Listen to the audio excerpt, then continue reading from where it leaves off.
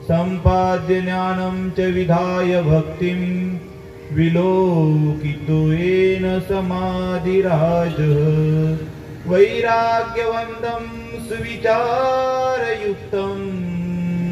नमामि दोघं शिरसा गुरुंतं।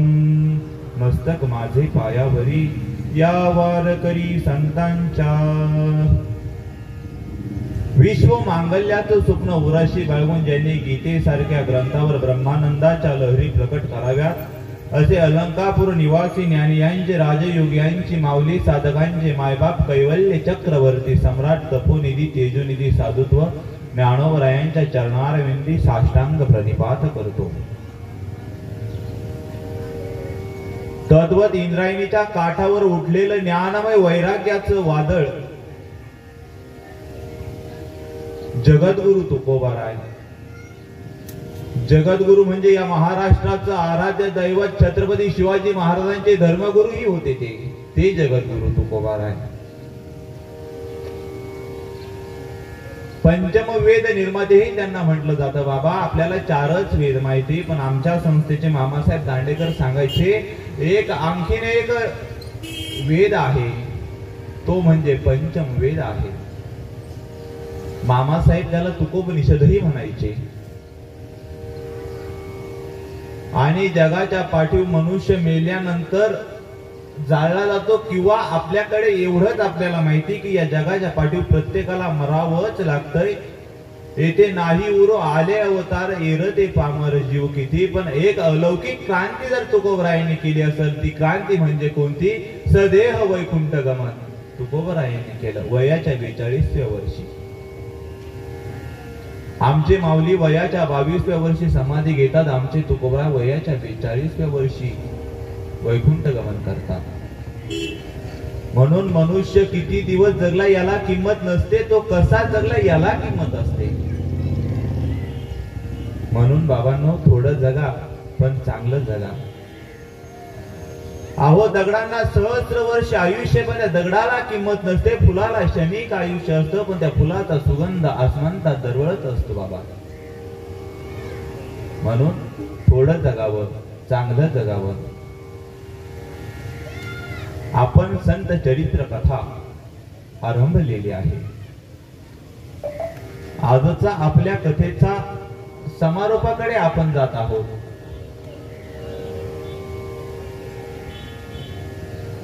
ऐका, संत चरित्र कथा ही सांसारिकाच्या जीवनातल्या व्यथा मिटवणारी आहे। संत चरित्र कथा ही मनुष्याला दिशा देणारी आहे। संत चरित्राने मनुष्याचं आणि जीवाचं चारित्र्य सुधारतं बाबा, म्हणून ही संत चरित्र कथा आहे। चरित्र कोणाचंही होत नाही बाबा, ज्याचं चारित्र्य चांगलंय त्याचंच चरित्र होतं, आणि ज्याचं चरित्र चांगलंय ना त्याचंच चित्र पूजलं जातं। एरवी कोणाचंही चित्र पूजलं जात नाही। हे थोर पुरुष झाले, छत्रपती शिवाजी महाराज झाले, डॉक्टर बाबासाहेब आंबेडकर झाले, महात्मा फुले झाले, ज्ञानोबराय तुकोबराय यासारखे अनेक संत झाले। आज या संतांची ही चित्र पूजली जातात का? त्यांचं चारित्र्य चांगलं होतं। ज्याचं चारित्र्य चांगलंय त्याचं चरित्र होतं, ज्याचं चरित्र चांगलंय त्याचंच चित्र पूजलं जातं। म्हणून मनुष्य गेल्यानंतरही मनुष्याची कीर्ती जिवंत राहते। तुका म्हणे एका मरणची सरे उत्तमची उरे कीर्ती मागे। विश्वमाऊली ज्ञानोबरायांना जाऊन 750 750 वर्ष होत आले, पण आजही ज्ञानोबराय आमच्यामध्ये ज्ञानेश्वरीच्या रूपाने जिवंत आहे। जगद्गुरु तुकोबरायांनाही जाऊन 400 450 वर्षाचा कालखंड लोटत आलाय, तरीही आजही जगद्गुरु तुकोबराय आमच्यामध्ये गाठ्याच्या रूपाने जिवंत आहे। अहो छत्रपती शिवाजी महाराजांनाही जाऊन 400 450 वर्ष झाले, तरीही आज छत्रपती शिवाजी महाराज आमच्यामध्ये त्यांच्या स्फूर्तीच्या रूपाने जिवंत आहे, त्यांच्या कीर्तीच्या रूपाने जिवंत आहे। हे थोर पुरुष आज जिवंत कशामुळे? त्यांनी परोपकाराय इदं शरीरम, परोपकाराय वहन्ति नद्या, परोपकाराय वहन्ति नद्या, परोपकाराय दुहन्ति गव्वा, परोपकाराय फलन्ति वृक्षा, आणि परोपकाराय इदं शरीरम। हा देह कशासाठी आहे बाबा? हा देह परोपकारासाठी आहे. आणि जो स्वतःसाठी जगतो ना बाबा, तो जिवंत असून मेल्यासारखा असतो, पण जो समाजासाठी जगतो ना, तो अजामर होतो. आजही या देशावर लढणारे जे सैनिक आहे ना, ते आज अजामर आहेत.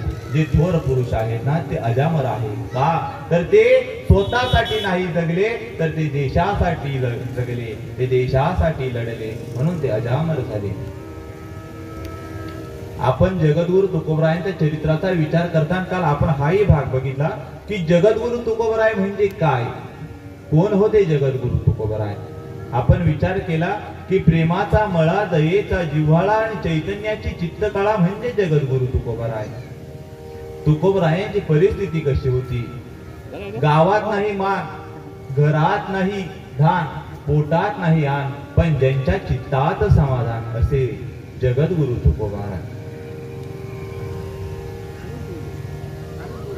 आपण याचाही विचार केला, जगद्गुरु म्हणजे कोणाकोणाचे गुरु. टाळकऱ्याचे गुरु, माळकऱ्याचे गुरु, साधकाचे गुरु, वादकाचे गुरु, कीर्तनकाराचे गुरु, प्रवचनकाराचे गुरु.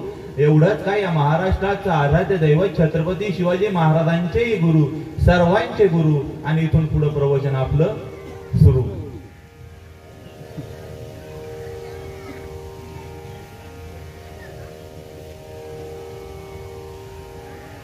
आपण चरित्राला सुरुवात केली विश्वमाऊली ज्ञानोबरायांपासून सुरुवात झाली. विश्वमाऊली ज्ञानोबरायांच्या अगोदर आपण वारकरी संप्रदायाची परंपरा बघितली, वारकरी संप्रदायाचं उगम स्थानही बघितलं. तो भगवान श्रीकृष्ण द्वारकेचा तोच कसा पंढरपूरला येऊन भीमातीरी उभा राहिला, आपण तेही बघितलं. नंतर तसंच आपण तीर्थाटन बघितलं आणि ज्ञानोबरायांच्या संकलित सर्व संतांचा विचार केला. आपल्याला एवढं माहिती, ज्ञानदेवे रचला पाया उभारिले देवालया. आणि मग नुसता पायाच उभारून ठेवायचा आणि ते तसंच मंदिर राहण्यात अर्थ नाही. त्याच्यामुळे म्हटलं 2 दिवसात का होईना, तुका झाला से कळस आणि भजन करा सावकाश. मग काय कळस झाल्यावर काय करायला सांगितलंय, तुका झाला से कळस, भजन करा सावकाश, सावकाश भजन करा. म्हणून कळसही पूर्णत्वाला नेण्याचा विचार आहे. काल आपण बघितलं की तुकोबरायांची वंश परंपरा बघितलं, तुकोबरायांचा जन्म झाला तेही बघितलं. तुकोबरायांचं आपण काल लग्नही लावलं होतं. पहिलं तुकोबरायांचं लग्नही लावलं होतं. त्यांच्या पत्नीचं नाव रखमा होतं. रखमा, ती रखमा लग्न झाल्यानंतर 5-6 महिन्यानंतर तिला दमाचा आजार झाला बाबा. आणि तुकोबरायांची पहिल्या पत्नीमध्ये खरंच जीव होता, तिच्याविषयी प्रीती होती, तिच्याविषयी ममता होती. आजच्या पोरांच्या युगात जर सांगायचं त्यांचं लव होतं, पण लव्ह मॅरेज नव्हतं बरं का, अरेंज मॅरेज वाला लव्ह होतं बाबा. लव्ह मॅरेज आणि अरेंज मॅरेज तुम्हाला कळतं का काय? आता वयामानानुसार नाही कळणार, असं लहान लहान मुलांचे त्यांना कळालं असतं. आता त्यांना नाही कळणार वयामानानुसार.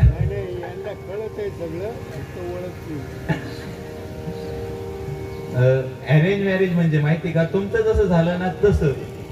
जाऊ द्या, आपल्याला तो विषय निरर्थक, की आपण संत चरित्राकडे येऊ.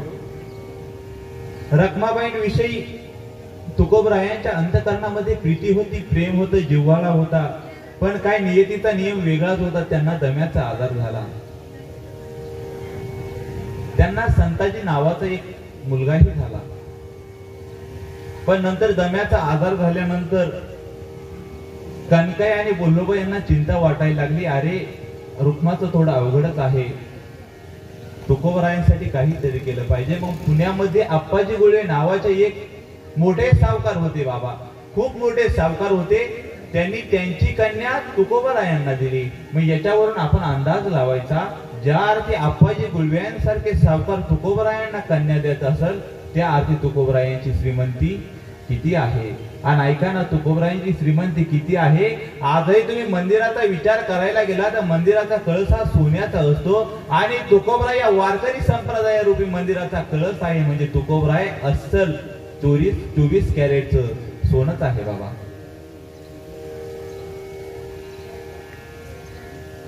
तुकोबरायांची श्रीमंती सांगायची ना बाबा, तर तुकोबरायांच्या 4 चरणाचे अभंग पाठ करून आज आमचे कीर्तनकार कोट्यावधीचे बंगले बांधताय बाबा. तुकोबरायांचे हे 4 चरणाचे अभंग काय आहे? तुकोबरायांच्या अभंगाचे कितीही चरण असू द्या, संतांच्या अभंगाचे चरण कशासाठी आहे? तर ते तुम्ही आम्ही आचरणात आणण्यासाठी आहे. त्यांनी हे अभंगाचे चरण कशासाठी निर्माण केले की ज्यांना 2 चरण आहेत त्यांनी त्याचं आचरण करावं, म्हणून हे संतांचे अभंगाची चरण आहे, म्हणून ही अभंगवाणी आहे. आणि असे जगाच्या पाठीवर कितीतरी गाणे आले, कितीही झाले, पण आजपर्यंत रूपाचा अभंग कोणी बदलला नाही, सुंदरते ध्यान कोणी बदललं नाही. ज्याला कधीच भंग नाही ते म्हणजे अभंग. असंही त्रेता युगामध्ये रामाचा अवतार झाला. त्या प्रभू श्री रामचंद्रांनी समुद्रामध्ये दगड तारले आणि कलयुगामध्ये तुकारामांचा अवतार झाला. त्यांनी पाण्यावरती अभंग तारली, गाभा तारला. हे सामर्थ्य तुकोबरायांचं आहे. अक्षरशः काय झालं माहिती का? वयाच्या 13व्या वर्षी तुकोबरायांवर प्रपंचाची जबाबदारी पडली. तुकोबरायांचे जे मोठे भाऊ होते ते विरक्त होते आणि ते विरक्त असल्यानंतर बोल्लोबांनी काय केलं माहिती का? ती सर्व प्रपंचाची जबाबदारी तुकोबरायांवर टाकली आणि तुकोबरायांनी इतका व्यवस्थित प्रपंच केला बाबा, असं म्हणतात जोपर्यंत बोल्लोबा आणि कनकाई जिवंत होती तोपर्यंत सर्व लोक तुकोबरायांना तुकोबा शेठ, तुकावानी शेठ, तुकावानी शेठ म्हणायचा.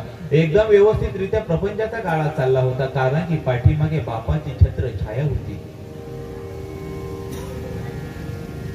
याच्यावरून आपण अंदाज लावायचा बाबा, जोपर्यंत पाठीमागे बापाची छत्र छाया असते ना तोपर्यंत मुलांना कसलीच कमी पडत नाही. एवढे मोठे तुकोबराय होते, पण बोल्लोबांनी जावं आणि तुकोबरायांच्या संसाराची गाडीत घसरावी. रेल्वेच्या रुळावरून जशी रेल्वेची गाडी घसरती तशी तुकोबरायांच्या संसाराची घसरण चालू झाली. अचानक बोल्लोबांचं जाणं ठरलं. त्यावेळेस तुकोबराय बाहेरच कीर्तनाला गेलेले होते. बोल्लोबांचं जाणं झाल्यानंतर घरामध्ये वातावरण एकदम दुःखद झालं. दुःखद झाल्यानंतर कनकाईंनाही दुःख झालं. काही काळ खंडानंतर कनकाईंनाही जावं लागलं आणि कनकाही सोडून गेल्या. आता सावरायला कोणीच नाही. नंतर सावजी तुकोबरायांचे मोठे बंधू, त्यांची पत्नी होती पण ती गेली. ती गेल्यानंतर सावजी विरक्तच होता. सावजी म्हणलं बरं झालं, जाऊ द्या, एकदाच मी सुटलो आता.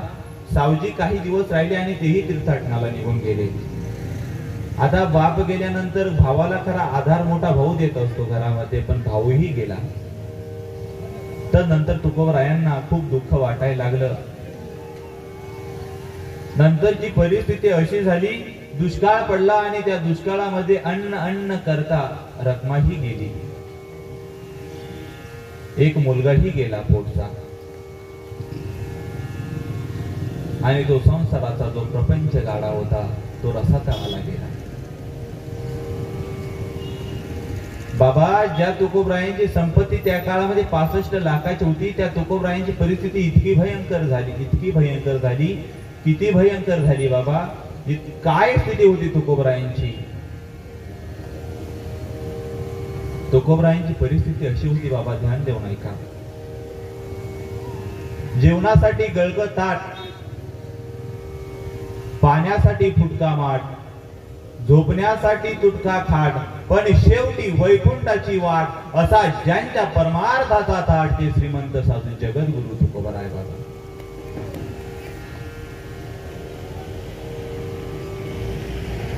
परिस्थिती कशी असून द्या हो, पण त्यांच्या अंतःकरणाची स्थिती ही खूप उंच होती.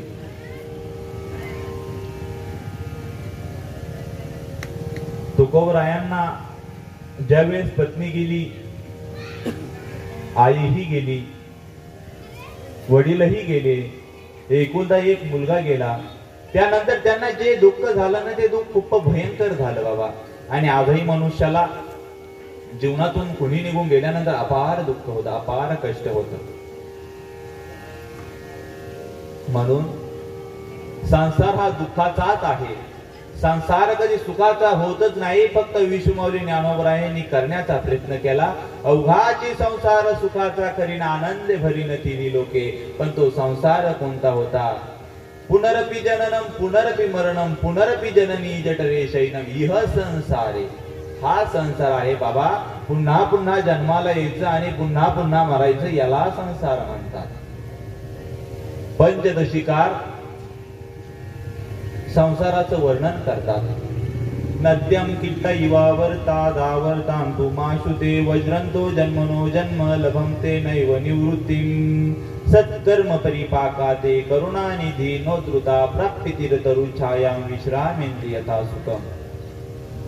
एखाद्या भोवऱ्यामध्ये एखादा किडा पडावा बाबा.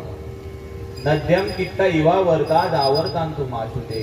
त्याचप्रमाणे तो किडा जसा त्या भोवऱ्यामध्ये फिरत राहतो, त्याचप्रमाणे मनुष्य या संसाराच्या चक्रामध्ये फिरतच राहतो. आणि कशाप्रमाणे विश्वमाऊली ज्ञानोबराय ज्ञानेश्वरीमध्ये गोडविले उपजैते नासे नासिले ते पुनरपि दिसे आणि हे घटिका यंत्र जैसे परिभ्रमेका. ज्याप्रमाणे ते घड्याळ चालूच राहतं त्याचप्रमाणे हा संसार कधीच पूर्णत्वाला जात नाही.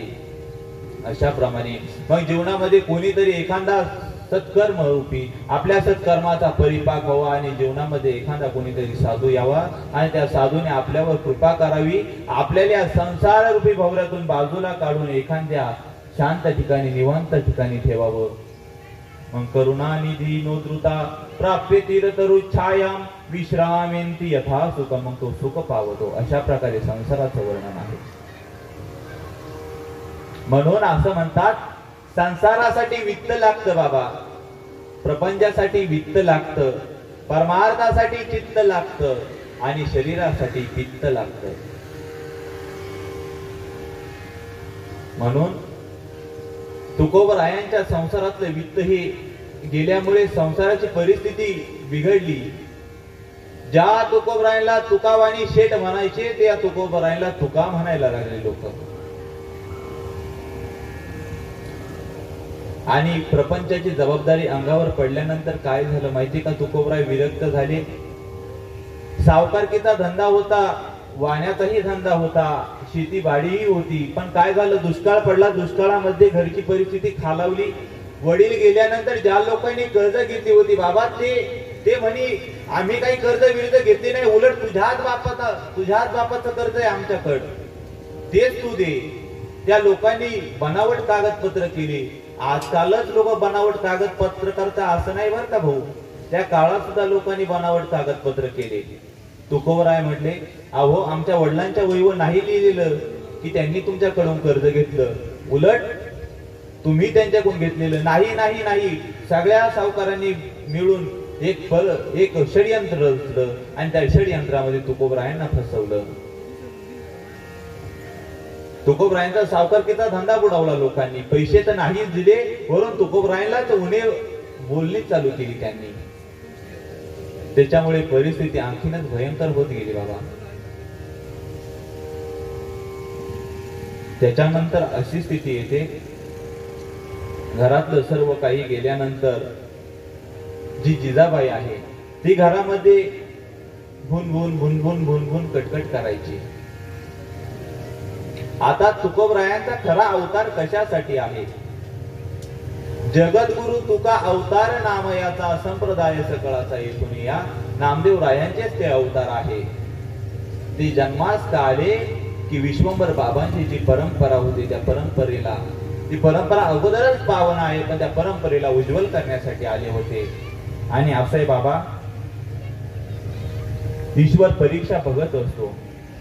कधी कधी आपल्याला असं वाटतं की आपण एवढं चांगलं कर्म करतो तरीही आपल्या प्रपंच रसातळाला जात असतो आणि एखादा वाईट कृत्य, वाईट कर्म करणाऱ्या मनुष्याचा प्रपंच सुखाचा होत असतो. तो आलबेल असतो. पण ऐका, त्याचा प्रपंच आपल्याला वाटतं तो इथं सुख भोगतोय, पण पुढे बहु अवघड. मारी ती तोडी ती जोडी ती निष्ठुर यमाचे किंकर बहु साल. म्हणून बाबांनो, कर्माला घाबरावर का?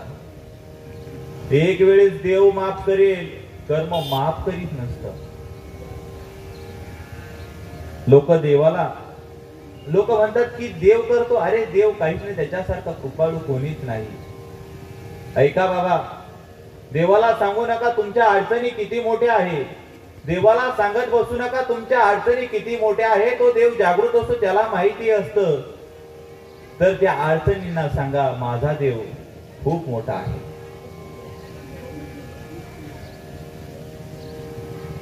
अशा प्रकारे जगद्गुरु तुकोबरायांचा प्रपंचाची जी गाडी होती, त्याच्यानंतर तुकोबरायांनी व्यवसाय करण्याचं ठरवलं बाबा.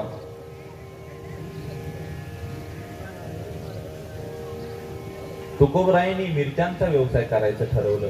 आणि काय झालं माहिती का, कोकणामध्ये एक गाव आहे, त्या ठिकाणी तुकोबराय मिरच्या विकण्यासाठी गेले. मस्तपैकी पोते बिते घेतले आणि त्या ठिकाणी मिरच्या विकायला सुरुवात केली. मिरच्या विकायला सुरुवात केली आणि मिरच्या विकता विकता आपलं भजनही चालू ठेवलं. काही लोकांनी आले, एक दोन जणांनी पैसेही दिले. नंतर एक जण म्हटले माझ्याकडे एवढेच पैसे तुकोबराय, पण माझ्या घरात माणसं जास्त आहे, मला अजून 1 किलो मिरची जास्त द्या. न्या ना, काय अडचण नाही, घेऊन जा. असं करता करता गावामध्ये बातमी पसरली, अहो कोणीतरी तुका वाणी आलेला आहे आणि त्याच्या मिरच्याही खूप चांगल्या आहे आणि तो लय स्वस्त देतोय. असं करता करता तुकोबरायांच्या बऱ्याच मिरच्या गेल्या. कोणी काही पैसे दिले आणि कोणी काही दिलेही नाही. त्याच्यात एक आला, तो म्हणे अहो माझ्या घरामध्ये खूप सारे माणसं आहे, सध्या पैसे नाही, मला 1 पोत मिरच्या द्या. तुकोबराय म्हणे मिरच्या घेऊन जाय बाबा, पण पोत राहून दे. नाही हो, माझ्याकडे पोतही नाही, पुढच्या वेळेस ध्यान करून आणून दे बर का. पोतही गेलं, मिरच्याही गेल्या. आता मागे पुढे उभा आहे सांभाळीत, त्याला काळजी लागली, अरे हात या तुकोबांना असं केलेलं आहे, घरी गेल्यानंतर ती जिजाबाई याची काही खैर करणार नाही, नको नको ते याला बोलून. मग त्या पंढरीच्या पांडुरंग परमात्म्यानं यावं आणि तुकोबा शेटांचं नौकर व्हावं, नौकर, आणि तिथं त्या गावामध्ये फिरावं. अहो ऐका ऐका, काल जे तुकोबा शेठ वाणी मिरच्या विकायला आले होते ना, मी त्यांच्यावाला नौकर आहे, नौकर. त्यांनी मला वसुलीसाठी पाठवलेलं आहे. असं करता करता काही बाया नाक मोडायला लागले. अहो काहींनी कमी पैसे द्यायला लागले. त्यावेळेस त्यांनी सांगितलं मला माहिती किती वजन आहे, आमच्या मालकाला कळतंय, तुम्ही जरी हाताने घेतलं तरी त्यांना कळतंय किती आहे. आणि मग एक बाईना सांगितलं सांगा मी किती मिरच्या आणल्या. त्यावेळेस त्यांनी सांगितलं की तू 2 शेर मिरच्या आणल्या. आणि मग तिथं जेव्हा मोजलं ते वजन एकदम तंतोतंत भरलं. त्यावेळेस त्या बायांना वाटलं की नाही काहीतरी आहे. त्या बायांनी देऊन टाकलं. पण त्याच्यामध्ये ज्याने पोतभर मिरच्या नेल्या होत्या ना, तो एकदम प्युअर हलकटा स्वभावाचा होता, हलकट. तो म्हणे ज्यावेळेस पांडुरंग परमात्मा नौकराच्या रूपाने त्याच्या दारात गेले, म्हणे अहो तुम्ही पोतभर मिरच्या आणल्या, त्याचं दामाचं काय झालं? पोत्याचे पैसे नाही, मिरच्याचे पैसे नाही. म्हणे असं कसं? ते म्हणे अहो तो तुका शेठ वाणी आणि मी आम्ही मित्र आहे, मित्र, आणि त्यांनी मला तशाच मिरच्या दिल्या. ते म्हणे मला ते काही माहिती नाही, मला त्यांनी पैसा वसूल करायला लावलाय. ते म्हणे नाही दिल्या. यांना दोर आणली होती सोबत, घरापुढं ते मस्तपैकी झाड होतं, त्या झाडाला दोरी बांधली. म्हणे पैसे नाही दिले तर फाशीच घेतो म्हणे इथं. असं कोण म्हणतंय? भगवान परमात्मा. फाशीच घेतो म्हणजे तुमच्या दारापुढं. येणाऱ्या जाणाऱ्या बघ्यांची गर्दी झाली. अहो काय करू राहिला हा व्यक्ती, काय करू राहिलाय? असं त्याने सांगितलं अहो यांनी आमच्या त्या तुकाशेठ वाणीच्या मिरच्या आणल्या आणि त्याचे पैसे देईना म्हणे. हे असं कसं? लोक म्हटले अरे देऊन टाक बाबा, कशाला त्याला त्याच्या नादी लागतो, किती खावा माणसानं. असं सांगतात ना भाऊ, गावाचं भावाचं आणि देवाचं खाऊ नाही. याच्यामुळे काही काहीला मिरच्या सुद्धा झोंबल्या आणि झोंबतात सुद्धा.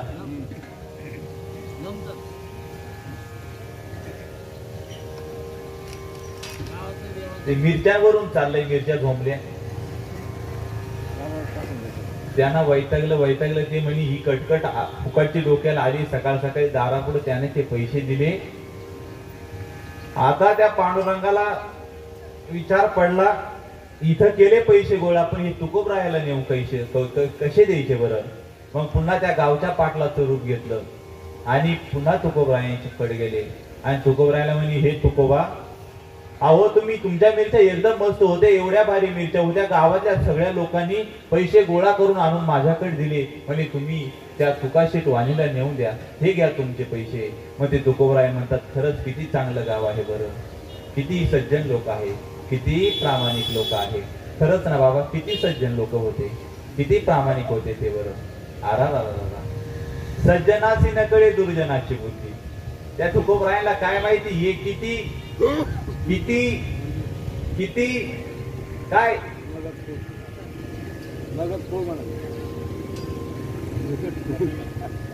तुम्ही मोठ्याना बोला ना.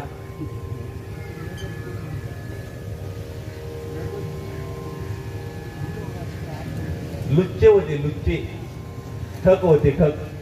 पण त्यांना काय माहिती, अरे तुम्ही ठक असाल, तो ठकाच महाठक तिथं विटेवर उभा आहे. एकदा काय असाच प्रसंग झाला, तुकोबराय गुळ विकायला निघाले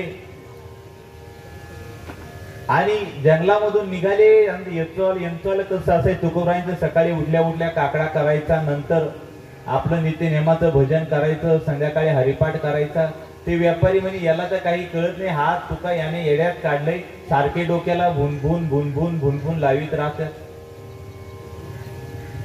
त्यांनी त्या तुकोबरायाला त्या अरण्यामध्ये एकटंच सोडून दिलं आणि निघून चालले पुढं. पण काय झालं माहिती, अचानक तुकोबरायांच्या जो माल वाहण्याची जी गाडी होती किंवा बैल होती, त्याच्यावरून काही गोण्या खाली पडल्या. आता त्या काय तुकोबरायाला एकट्याला त्याच्यावर टाकताही येईना. परिस्थिती खूप भयंकर झाली, सगळीकडे पावसाचं वातावरण होतं. मग देवालाच काळजी वाटली, देवाना तिथं आलं. म्हणे, अहो काय करता एवढ्या अंधारात तुम्ही अरण्यामध्ये, काय करता तुकोबरायाला म्हटलं. तुकोबराय म्हणे, अहो मी व्यापारी आहे, तुकाशेठ वाणी आहे आणि हे काही सामान विकायला चाललं होतं, पण काय झालं, अचानक काही माझे सोबती माझ्यापासून दूर निघून गेले आणि मी या ठिकाणीच राहिलो आणि माझ्याकडून ही गोण्या इथं सांडलेल्या आहे. ते ठीक म्हणे, चला मी तुम्हाला मदत करतो. देवाने त्या गोण्या त्यांना त्याच्यावर टाकू लागाव्या आणि नंतर काय व्हावं की त्यांना वाट मार्ग दाखवी. ते म्हणे, अहो मला माहिती आहे अरण्यातून वाट कशी आहे, त्या भयंकर रात्रीमध्ये त्यांना वाट दाखवून पुन्हा देहूमध्ये पोहोचवावं.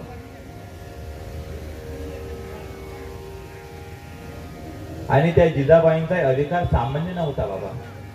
बोलून जरी ती कर्कशा होती असं तुकोबरायच म्हणतात, बोलून जरीही ती कर्कशा होती, पण अंतःकरणाची खरंच चांगली होती, पतिव्रता होती ती. तुकोबराय जेवल्याशिवाय ती अन्न सुद्धा सेवन करीत होती नव्हती. मावशांनो, आमच्या माता मावल्यात तर स्वयंपाक करता करता खाते आजकाल. भाऊ, आताच्या पतिव्रता अशा आहे, स्वयंपाक करता करता खातात. आणि ती माऊली ते तुकोबराय भंडारावर जायचे, भामचंद्रावर जायचे, त्यांना अन्न घेऊन जायची. त्या तुकोबरायांच्या पोटामध्ये अन्न गेल्याशिवाय ती माता माऊली अन्न सेवन करीत नव्हती. एकदा तुकोबराय डोंगरावर गेले होते आणि तुकोबरायांना ती भाकरी घेऊन चालली होती, पण अचानक चालता चालता पायामध्ये कचकन करवंदीचा काटा मोडावर, पायातून रक्त वाहावं आजी, आणि तो काटा काही निघानाच. काटा खुराटला. तेवढे त्यालाही वाटलं, अरे कशी का असाना पण माझ्या भक्ताची काळजी करती. आणि देव ऐका, दास्य करी दासाचे उन्हे न साहे दयाचे. अरे देवाच्या दासाचे जरी तुम्ही दास झाले तरी तो देव तुम्हाला सर्व काही देत असतो बाबा.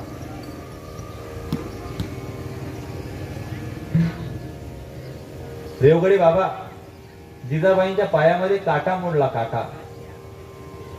आणि मग तेवढ्यामध्ये त्याने एका गुराख्याचं रूप घेतलं आणि त्या ठिकाणी आला. काहो मावशी, काय झालं?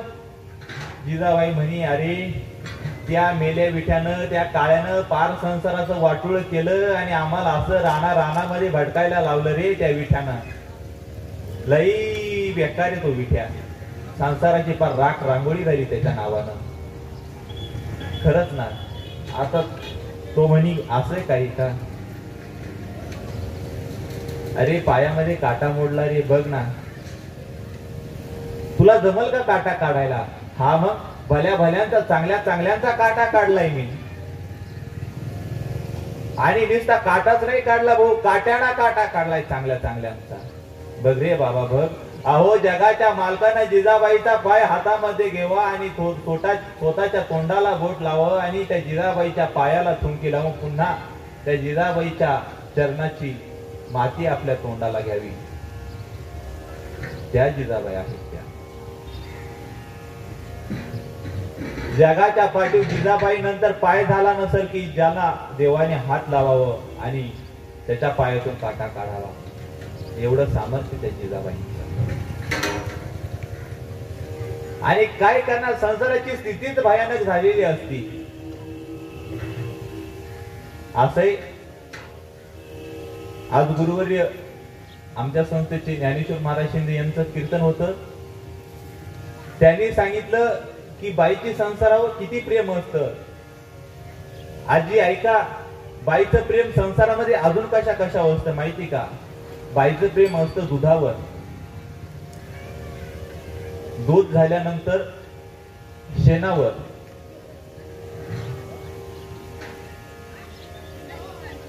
त्या दुधावर आणि शेणावर.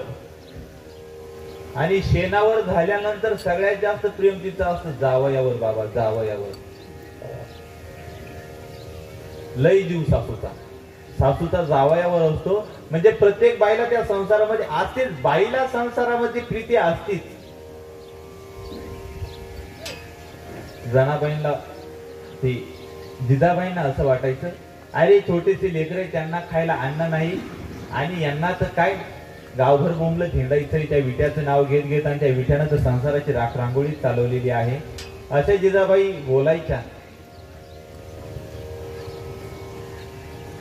जिजाबाई वैतागल्या म्हणे, अहो इकडे तिकडे हिंडण्यापेक्षा घरातच भजन करावं. काय इकडे तिकडे हिंडतात तुम्ही? काही दिवस तुकोबरायांनी घरामध्ये नियम चालू केला, पण कसे, जित्याची खोड मेल्याशिवाय जात नाही. ते घरात बसलेलं तिला बरं वाटणार. नुसतं बसून राहायचं सोंगावानी, विठ्ठल विठ्ठल विठ्ठल विठ्ठल विठ्ठल तिला वाटायचं. ती कटकट करायला लागली. ते पुन्हा डोंगरावर जायला लागले. एकदा असं झालं, गावामधील एक प्रतिष्ठित शेतकरी होता बाबा, आणि त्याचं भरपूर मोठं शेत होतं आणि ते त्याच्या ज्या शेतामध्ये जे कणस होते ना, कणस ते दाण्याने अलगडले होते. इतकं धान्य होतं, इतकं धान्य होतं. त्याने विचार केला, अरे या धान्याची जर कोणीतरी राखण केली तर चांगलं धान्य होईल. आणि त्याने विचार केला, हा तुका इथं तिथं गावात बसेल राहतोय, याला आपण काहीतरी धान्य देऊ. तुकोबरायला ते म्हणे, तुका शेठ, मी तुम्हाला अर्धामन धान्य देतो, अर्धामन. तुम्ही काय करा, आपल्या शेतामध्ये पाखरांवर लक्ष ठेवा.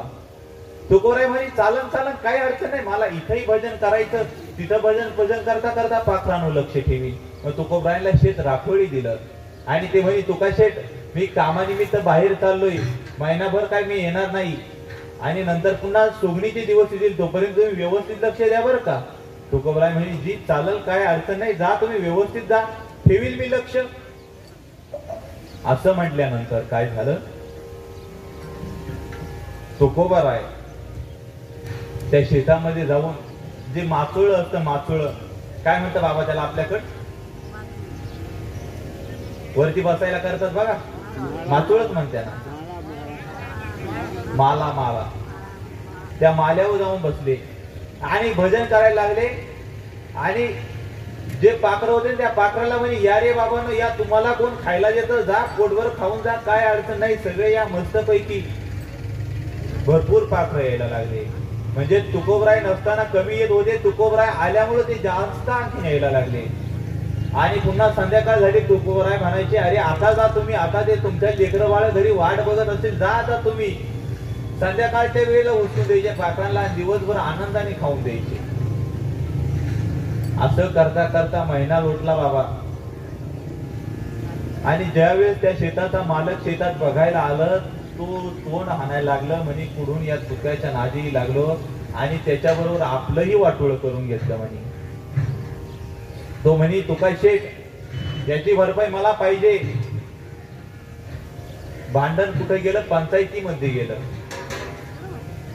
पंचायतीमध्ये भांडण गेल्यानंतर त्यांनी विचारलं, काय तुका शेठ, ते म्हणताय ते खरं आहे का? पाटलांनी त्यांनी विचारलं. हो खरं आहे. धान्य किती धान्य झालं असतं? त्यावेळेस तो मालक म्हणला, 2 खंड्या धान्य झालं असतं. 2 खंड्या. तुकोबा शेठ तुम्हाला मान्य आहे का? हो मान्य आहे. मग आता त्यांनी सांगितलं, काही करा, या तुकोबरायांकडून मला भरपाई पाहिजे. ते म्हणे, अरे त्या तुकोबरायांकडे काय आता? काहीच राहिलं नव्हतं. आपण मगाच विचार केला कशी परिस्थिती झाली होती तुकोबरायांची. काय त्या तुकोबरायांकडे? तरी ते म्हणे, त्यांचं घर राहिलेलं घर ते लिहून घ्या. राहिलेलं तुकोबराय म्हणे, ठीक आहे, घरही लिहून घ्या. आणि नंतर काय झालं माहिती का? थोडंफार हे आहे म्हणून त्यांनी ते धान्य बघितलं, ते सोंगलं, ते मळलं, तर बाबा 2 खंड्याच्या जागी 17 खंडी धान्य झालं. 17 खंडी. आणि त्यावेळेस तो वावर मालक म्हटला की तुकोबराय काय अडचण नाही, तुमचा तो घराचा कागद मी टाकून देतो, मला नको दे, तुमचं तुम्हाला राहून द्या. त्यावेळेस गावातले पंच म्हटले, नाही, जमणार नाही. तुकोबराय म्हणे, मला काय करायचं त्याचं त्यालाच राहून द्या. पण पंच म्हणे, हा पंचायतीचा निर्णय आहे. मग काय झालं, ते 2 खंड्या धान्य त्या मालकाला देऊन टाकलं आणि उरलेलं 15 खंड्या धान्य हे गावच्या पाटलाकर ताब्यात ठेवलं. मग त्याच्यानंतर तुकोबरायांनी जे विश्वंभर बाबांनी मंदिर बांधलं होतं ना, विश्वंभर बाबांनी जे मंदिर बांधलं होतं ना, ते मंदिर मोडकळीस आलं होतं. मग त्यांनी त्याचा जीर्णोद्धार ठरवला. जीर्णोद्धार करायचं ठरवलं. त्यांनी स्वतःच कामाला सुरुवात केली. मग देवालाही विचार पडला, अरे हा एकटा तुका काय करणार आहे बरं, याच्या त्यानं किती होणार आहे. मग त्यावेळेस विठ्ठलाने त्या पाटलाच्या स्वप्नात जाऊन सांगावं, अहो पाटील, तुकोबरायांचं जे ते 15 खंड्या धान्य आहे ना, ते मंदिराच्या कामासाठी लावा बर का. मग त्यावेळेस त्या पाटलाने झालेला दृष्टांत सगळ्या गावाला सांगितला आणि ते जे 15 खंड्या धान्य होतं त्याचा जो निधी गोळा झाला तो त्यांनी त्या मंदिराच्या जीर्णोद्धाराकरिता लावला. बाबा, मंदिराच्या जीर्णोद्धाराकरिता निधी लावल्यानंतर सर्व मंदिर पूर्ण झालं, पण शेवटच्या दिवशी जी पूजा करायची असते ना, पूजा, त्याच्यासाठी पैसा कमी पडायला लागला. मग काय करायचं वा कसं करायचं? त्यावेळेस काय झालं माहिती का? त्यावेळेस पुन्हा देवाने पाटलाच्या स्वप्नात जायचं आणि सांगितलं, पाटील, त्या वावराच्या मालकानं तुकाला अर्धा मन धान्य कबूल केलं होतं म्हणे. अर्धा मन म्हणजे माहिती बाबा जुनं माप, 8 पायल्या, बरोबर बाबा? 8 पायल्याचा अर्धा मन असतो म्हणे, ते धान्य मागून आणा. त्यावेळेस मग काय झालं माहिती का? पाटलाने ते सर्व सांगितले आणि त्या शेतकऱ्याच्या घरी गेले. तर तो शेतकरी म्हणे, आले का, या या या, मलाही आता दृष्टांत झालाय बाबा, ते 8 पायल्या एकदाच घेऊन जा, डोक्याची कटकट मिटून टाका. मग ते 8 पायला धान्य आलं आणि ते जे तुकोबरायांनी मंदिराचं जीर्णोद्धाराचं काम केलं होतं ते काम पूर्णत्वाला गेलं.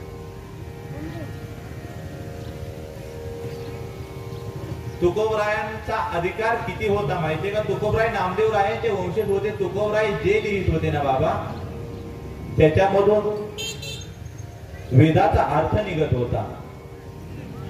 आणि तिथे शेजारच्या गावामध्ये रामेश्वर भट्ट नावाचे एक विद्वान राहत होते. ते षडशास्त्री दशोपनिषद झालेले वेदांत पारंगत होते. त्यांनी बघितलं की तुकोबरायांचे जे अभंगवाणी आहे त्याच्यामधून वेदाचा अर्थ व्यक्त होतो. मग त्यांनी ठरवलं की यावर काहीतरी आपण उपाय केला पाहिजे. त्याच्यावर काही लोकांचं असं म्हणणं आहे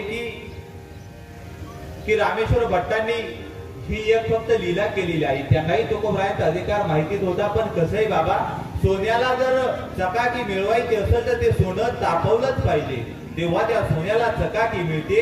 मग रामेश्वर भट्टांना असं वाटलं, तुकोबराय एक 24 कॅरेट सोनं आहे, पण त्याला जर आपण चकाकी दिली नाही तर ते या जगाला कळणार नाही. म्हणून रामेश्वर भट्टांनी काय केलं की तुकोबरायांना जी त्यांनी लिहिलेले जे अभंग आहे ना ते इंद्रायणीच्या डोहामध्ये बुडायला लावले. रामेश्वर भट्ट म्हटले जर खरंच तुकोबराय कोणी सामर्थ्यवान पुरुष असतील तर ते अभंग बुडणारच नाही. ते रामेश्वर भट्टांनाही विश्वास होता. मग त्यानुसार तुकोबरायांनी काय केलं माहिती का? तुकोबरायांना त्यांनी सांगितलं हे तू काय जेवढे अभंग लिहिलेले आहे ना ते सर्व त्या इंद्रायणीच्या डोहामध्ये बुडव. तुकोबरायांना खूप दुःख झालं. एवढंच काय अहो, जिजाबाई सुद्धा म्हटली अहो यांनी आयुष्यभर काही कमवलं नाही आणि जे अभंग लिहिलेले आहे ते सुद्धा आता इंद्रायणीमध्ये बुडवायला चालले.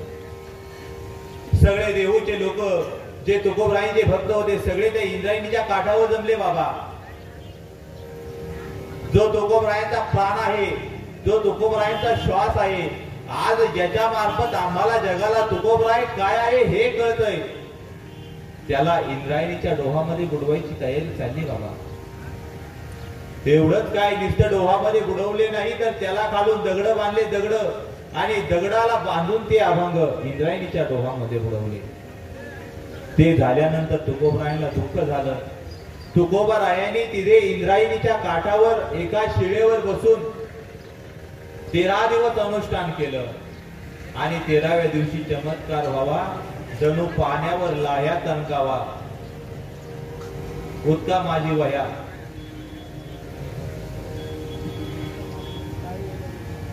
उदका माझी वया तारिल्या दैशा, दाखविले रोकड्या विश्वजना. ज्याप्रमाणे पाण्यावर लाया तणगाव्या त्याप्रमाणे ती तुकोबरायांची गाथा तरंगली. बाबा ऐका, याच्यामधून भाव असा घ्यायचाय, तुकोबराय जर त्या पाण्यावर जर गाथा तारू शकतात तर त्यांनी जी कर्जाची खली ते बुडवली होती ती का तारू शकत नाही?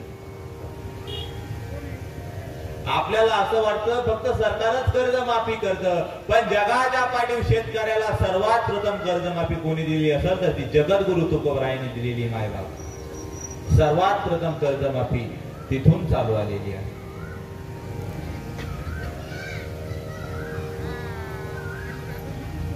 अशीही तुकोबराय. तुकोबराय म्हणजे वैराग्य मूर्ती आहे, तुकोबराय म्हणजे ज्ञान मूर्ती आहे, तुकोबराय म्हणजे भक्त मूर्ती आहे.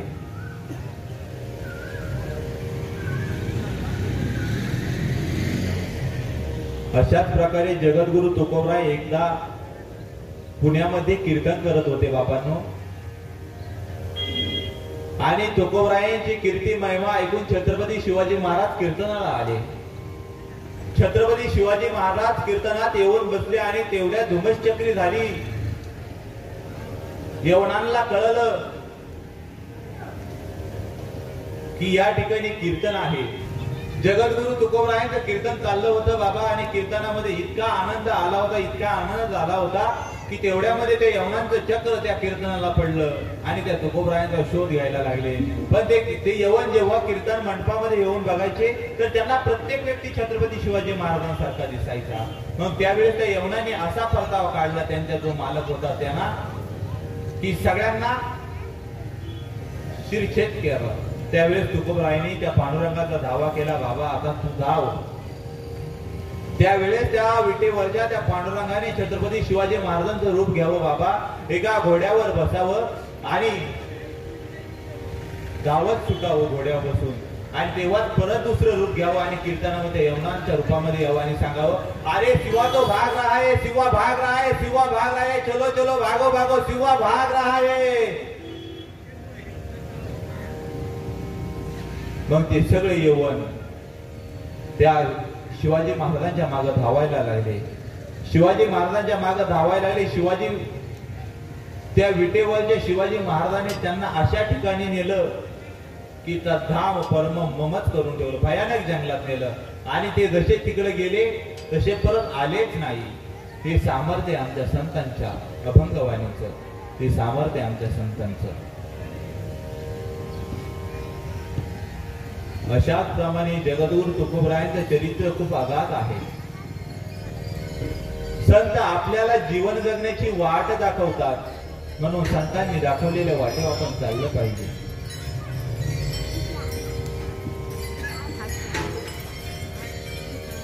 तुकोबरायांच्या चरित्राचा विचार करायला गेलो, तुकोबरायांचे चरित्र सुद्धा आपण 7-8 दिवस राखू शकतो. आजही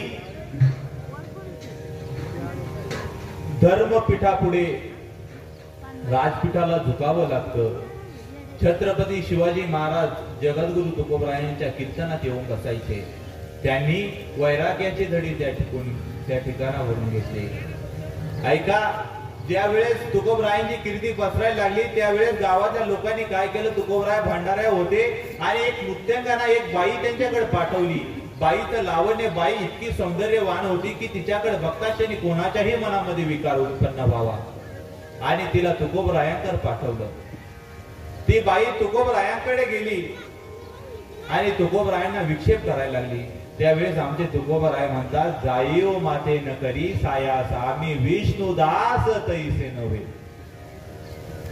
हे फक्त आमच्या वारकरी संतांच्या बाबतीत आहे. नाही तर आपल्याला माहिती आहे आताच्या काळामध्ये किती किती आले, किती किती गेले. एका ठिकाणी असं ऐकलं होतं, बाबा सीता से प्यार किया तो राम बन गए, राधा से प्यार किया तो श्याम बन गए, किसी से प्यार ही नहीं किया तो बाबा रामदेव बन गए. अशा प्रकारे तुकोबरायांनी जी शिकवण दिलेली आहे त्याचप्रमाणे जेव्हा सुरतची लूट झाली आणि त्या सुरतच्या जागीरदाराची सून सैनिकांनी छत्रपती शिवाजी महाराजांना नजराणा म्हणून पेश केली, त्यावेळी छत्रपती शिवाजी महाराज कडाडले, अरे तुम्हाला जोपर्यंत बाईमध्ये आई दिसत नाही तोपर्यंत तुम्ही चांगले राज्यकर्ते होऊ शकत नाही. तेव्हा त्यांनी त्या सुरतची जागीरदाराची सून होती तिची बोलवण केली, तिला चोळी ओटी दिली आणि तिला आई समजून पुन्हा परत पाठवलं. ही शिकवण कोणी दिलेली आहे? ही शिकवण आमच्या तुकोबरायांची आहे. ही शिकवण राजमाता जिजाऊनी त्यांना अगोदर रामायण शिकवलं, महाभारत शिकवलं, असे चांगले चांगले ग्रंथ शिकवले. मग असे रामायण, महाभारत, 4 वेद, 6 शास्त्र, 18 पुराणे यांतील सद्गुणांचा पुतळा म्हणजे छत्रपती शिवाजी महाराज. बाबा काही ठिकाणी असं म्हटलं जातं, तुम्ही कीर्तनामध्ये छत्रपती सांगता, छत्रपती काय देव होते का? अहो, छत्रपती शिवाजी महाराज देव नव्हते, पण छत्रपती शिवाजी महाराजांमुळे आज देवळामध्ये देव शिल्लक आहे.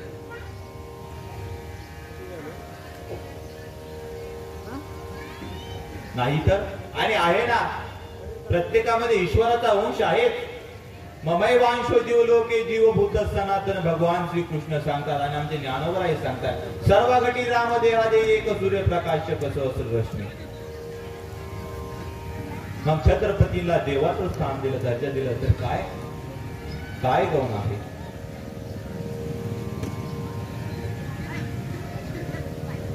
छत्रपतींनी आम्हाला जीवन जगण्याची दिशा दिली, पण त्या छत्रपतींना खरी दिशा कोणी दाखवली आहे तर ती आमच्या संतांनी दाखवलेली आहे. आज वारकरी संप्रदाय अबाधित आहे. आज वारकरी संप्रदायाची वारी टिकलेली आहे. सर्वात प्रथम या वारीला संरक्षण कोणी दिलं असेल तर ते धर्मवीर संभाजी महाराजांनी दिलेलं आहे. नाहीतर त्या काळामध्ये एवढ्या एवढी सत्ता होतात, 4 सुलतानी सत्ता या महाराष्ट्राच्या छाताडावर थया थया नाचत होत्या. त्या काळामध्ये ही वारकरी परंपरा टिकवणं सोपं होतं का बाबा? छत्रपती शिवाजी महाराजांचा आणि जगद्गुरु तुकोबरायांचा काळ हा समकालीन आहे. अशा स्थितीमध्ये हा वारकरी संप्रदाय अबाधित कसा राहिलेला आहे की त्यांना धर्मसत्तेनं, राजसत्तेनं धर्माला आश्रय दिला होता, म्हणून वारकरी संप्रदाय अबाधित होता. म्हणून वारकरी संप्रदायाने राजसत्तेला सत्तेवर बसवलेला आहे आणि राजसत्तेना धर्मसत्तेला संरक्षण दिलेलं आहे. म्हणून त्या संतांचे अगाध आणि अपार उपकार आहे आपल्यावर.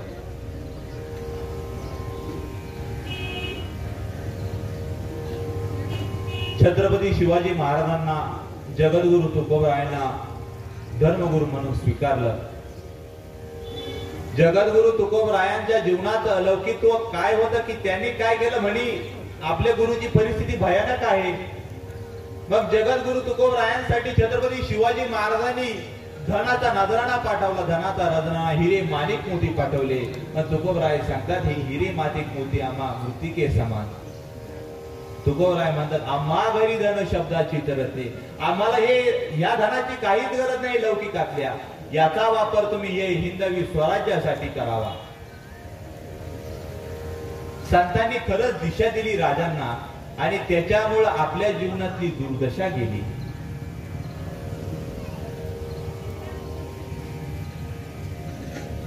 एका कवीनं असं म्हटलं, छत्रपती शिवाजी महाराजांचं आयुष्य शतकाच्या पार असतं तर आज शेतकऱ्याच्या घराला सोन्याचं दार असतं बाबा.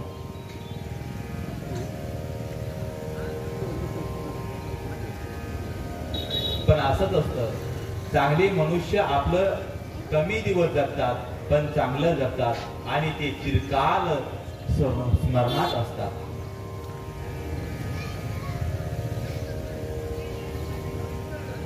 अशा प्रमाणे जगद्गुरु तुकोबरायांच्या चरित्राचा आपण विचार केला, ज्ञानोबरायांच्याही चरित्राचा विचार केला.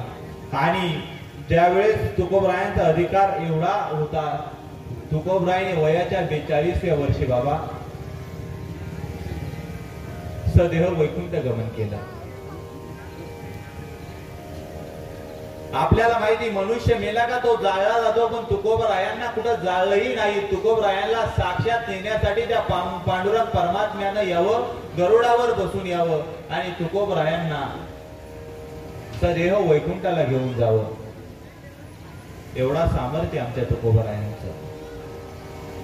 म्हणून आम्हाला जीवनामध्ये संत कळाले पाहिजे, आम्हाला जीवनामध्ये ग्रंथ कळाले पाहिजे, आम्हाला जीवनामध्ये मंत्र कळाला पाहिजे, आम्हाला जीवनामध्ये पंथ कळाला पाहिजे, आम्हाला जीवनामध्ये भगवंत कळाला पाहिजे. आपण मागेही बोलून गेले, संत लिहितात ग्रंथ, ग्रंथ सांगतात आपल्याला मंत्र, मंत्र भेटवितो भगवंत, भगवंत करतो तुमच्या आमच्या जीवनाचा गोड अंत. म्हणून आपल्याला या गोष्टी कळाल्या पाहिजे बाबा. म्हणून आपल्या घरामध्ये ज्ञानेश्वरी गाथा असावा. आमच्या संस्थेचे गुरुवर्य सांगतात, ज्याच्या घरी ज्ञानेश्वरी गाथा त्याच्या चरणावर ठेवावा माथा, आणि ज्याच्या घरी नाही ज्ञानेश्वरी गाथा त्यांना त्यांच्याच घरातले लेकरं घालतात म्हातारपणी लाथा.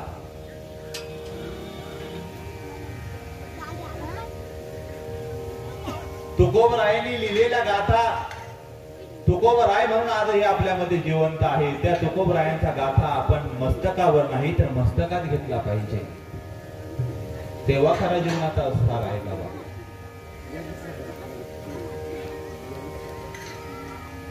अण्णा सध्या काही काही ठिकाणी असा धडाका धरलेला आहे की मोठ्या मोठ्या महामार्गांना संतांची, महापुरुषांची नावं दिली जातात. अहो, संतांना किंवा संतांची किंवा थोर पुरुषांची रस्त्यांना किंवा मार्गांना नावं देण्यापेक्षा त्या संतांनी किंवा थोर पुरुषांनी दाखवलेल्या मार्गावर चला, याच्यामध्ये खरा सार आहे. नाहीतर रस्त्याला नाव दिलंय जगद्गुरु तुकोबराय महामार्ग आणि त्याच मार्गाच्या पुढे जर बियर बारचं दुकान असेल तर तो संतांचा मार्ग आहे का बाबा? काय वाटतं तुम्हाला? म्हणजे जो मार्ग अधोगतीला घेऊन जातो त्या मार्गाला संतांचं नाव देणं योग्य आहे का? ठीक आहे, तुम्ही दिलं, संतांचं नाव द्या, महापुरुषांचं नाव द्या, काही अडचण नाही, पण त्यांनी दाखवलेल्या मार्गावर चला, याच्यामध्ये खरं तुमच्या जीवनाचं कल्याण आहे.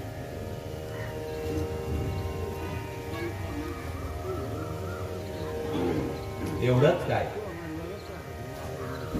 हे संत दयाळू आहे, कृपाळू आहे. त्यांनी आपल्या संसाराची राख रांगोळी केली आणि जगाचा संसार सुखाचा करण्याचा अट्टहास मांडला. अट्टहास मांडला नाही, केला त्यांनी.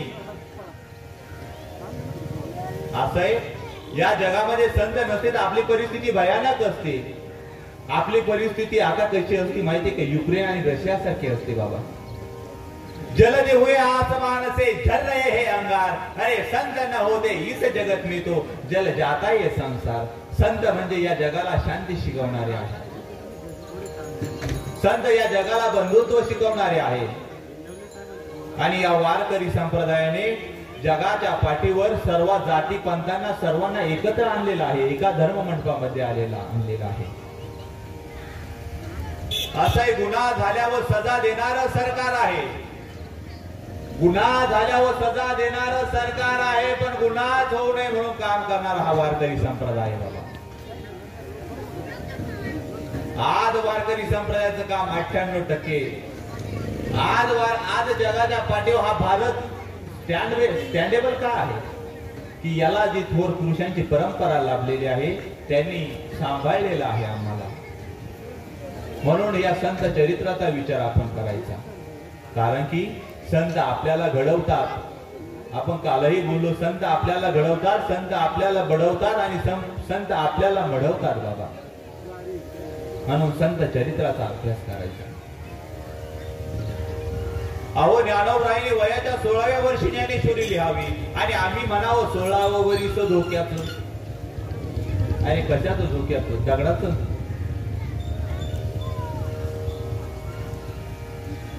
ज्ञानोबरायांनी वयाच्या 22व्या वर्षी समाधी घ्यावी आणि आम्हाला असं वाटतं आम्ही अजूनही जगावं.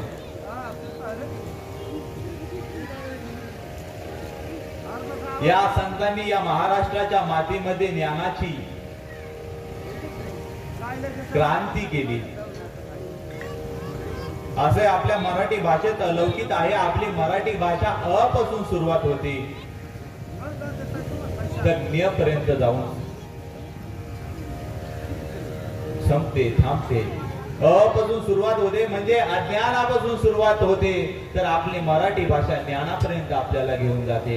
आणि इंग्रजी भाषा माहिती का? ऍपल, ए फॉर ऍपल आणि जेड फॉर जेब्रा.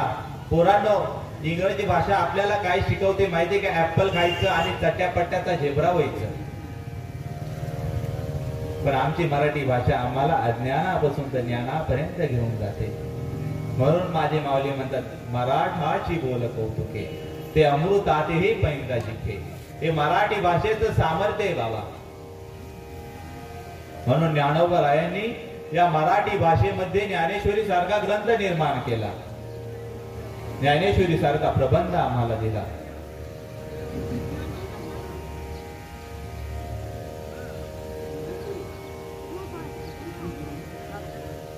आज हनुमंतरायांचा जन्मोत्सव आहे. हनुमंतरायाची जयंती नाही बरं का बाबा. जयंती कोणाची केली जाते माहिती का? जो गेलाय त्याची केली जाते. हनुमंतराय जिवंत जिवंत त्यांना चिरंजीव संबोधलं जातं. मूर्ख म्हणतात त्यांचीही जयंती. जयंती कोणाची करते? जो गेलाय त्याची जयंती करते. जो जिवंत आहे त्याचा जन्मोत्सव आणि आपल्यामध्ये वाढदिवस म्हणतात. ते चिरंजीव आहे, त्यांचा जन्मोत्सव आहे. आता संत चरित्राचा विचार करीत आहे पण पिंड घारीने झडपला अंजनीने तो सेविलेला. अंजनीच्या तपासाठी महारुद्र आले कोटी. रामायणाचाच विचार केला तर हनुमंतरायांना जर त्या रामायणातून बाजूला काढलं तर रामायणच पूर्ण होत नाही बाबा. रामायणाचा खरा प्राण आणि श्वास कोण असेल तर ते हनुमंतराय आहे. आणि आज त्या हनुमंतरायांचा जन्मोत्सव आहे. ताट कण्याचा कणकर बाण्याचा अरे हा प्रांत आहे दस नंबरी सोन्याचा. या प्रांतात असं गाव नाही जिथं माझ्या हनुमंतरायाचं नाव नाही. महाराष्ट्राच्या कणाकणामध्ये, महाराष्ट्राच्या मनामनामध्ये आणि महाराष्ट्राच्या गावागावामध्ये आज हनुमंतरायाचं मंदिर आहे.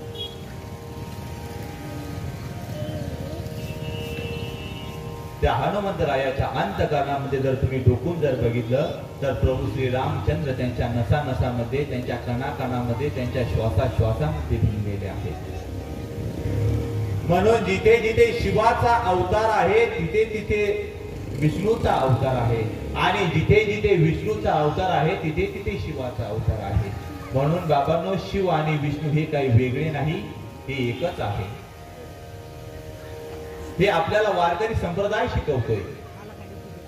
नाहीतर पाठीमागे इतकी भयानक परिस्थिती झाली होती. जे उत्तरेकडचे साधू होते ना अण्णा, तर इथे आपल्या कुंभमेळ्यामध्ये त्यांचे रक्तपात झाले होते.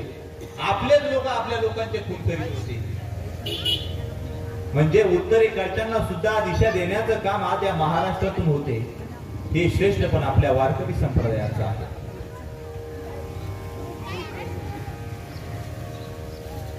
हा वारकरी संप्रदायामुळे हा महाराष्ट्र आज संत प्रधान आहे. आपल्याला पंतप्रधान पद नाही मिळालं तरी चालेल, पण हा महाराष्ट्र संत प्रधान आहे आणि संत प्रधानच राहिला पाहिजे. आपल्या महाराष्ट्राची संस्कृती अशी नाही. म्हणून बाबांनो, जातीच्या भिंती बाजूला काढा. जातीना तुमची आमची माती केलेली आहे. आपण एका आईचे लेकरं आहोत.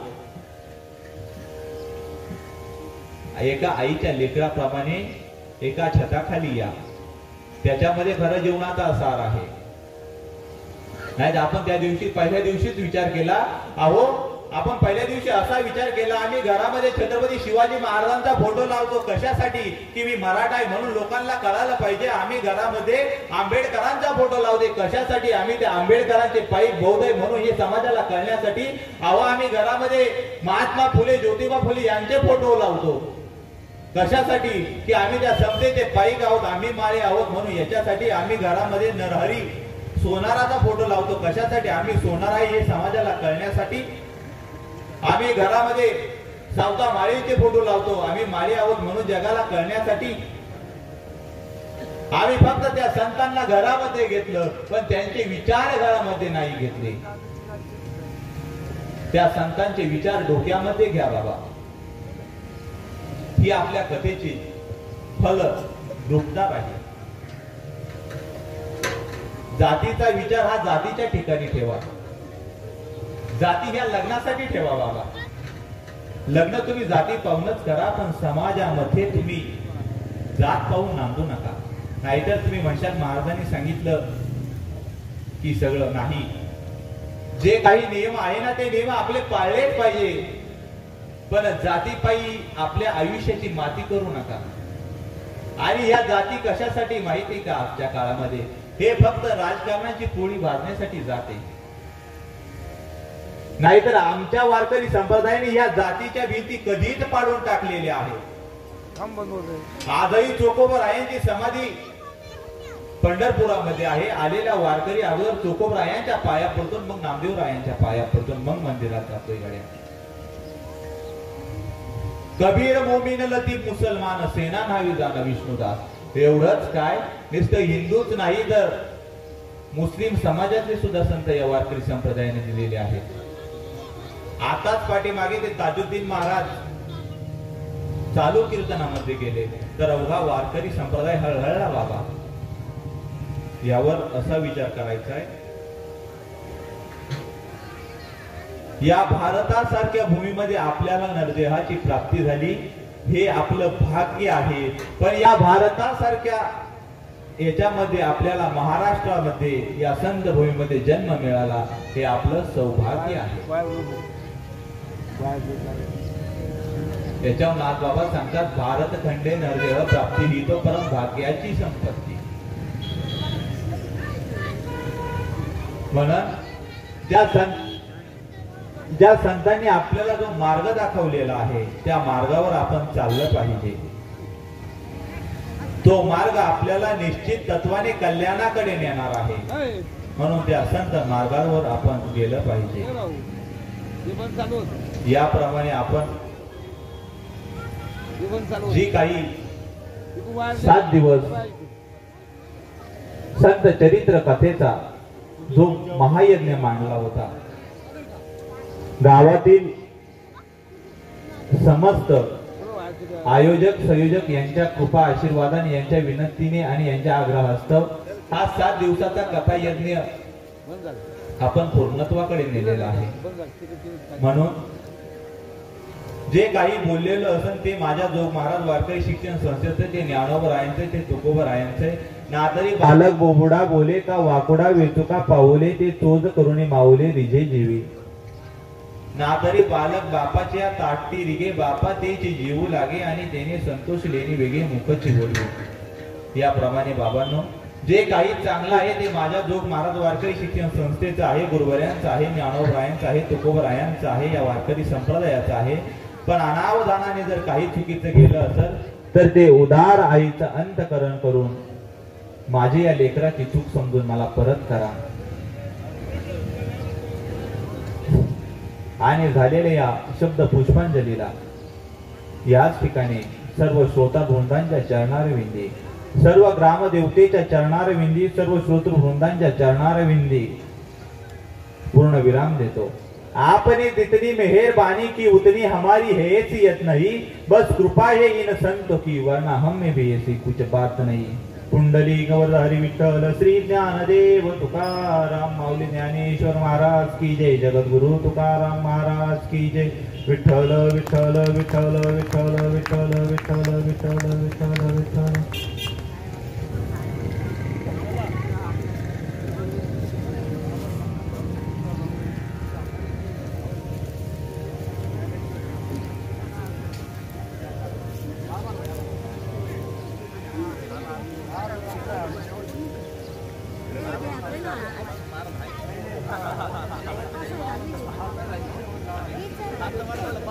Apa